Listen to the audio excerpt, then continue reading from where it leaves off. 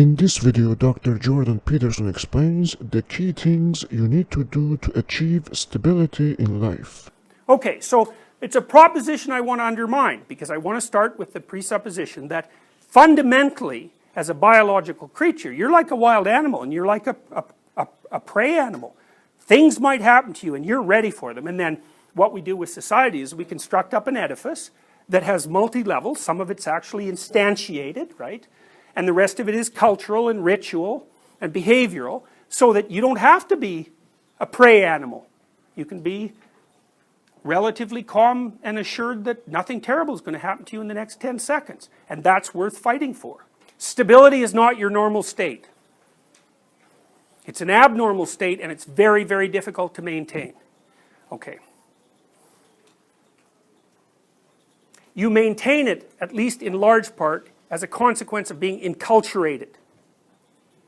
And to be enculturated means to adopt a value system that works for you, but that also works for everyone else. It has to fulfill those criteria. Furthermore, it should be the kind of value system that allows you to move up dominance hierarchies if you can manage it.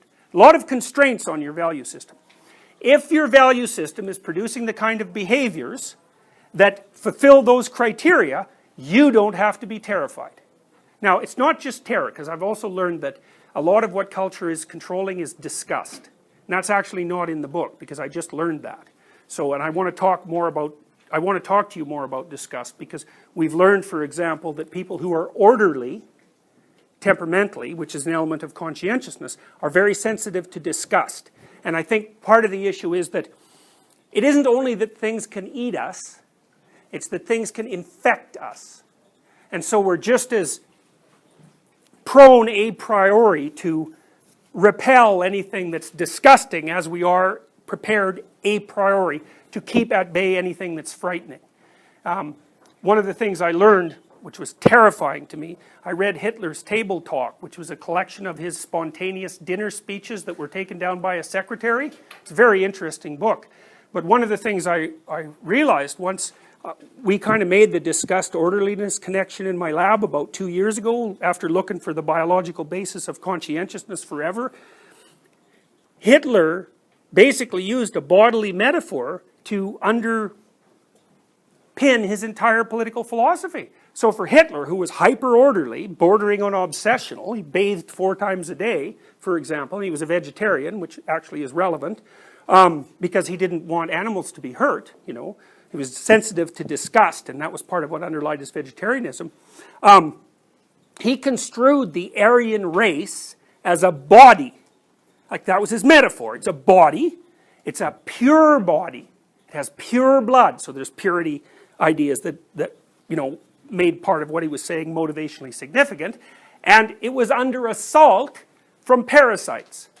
And the parasites were, well, for him, it was anyone who wasn't part of that body. So it was disgust gone mad.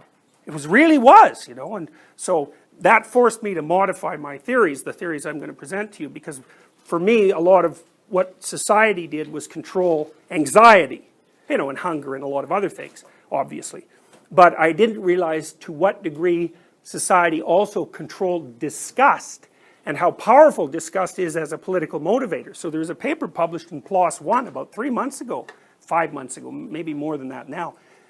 It showed that the correlation between totalitarian beliefs in any given geographical locale and the prevalence of infectious disease was about 0.7.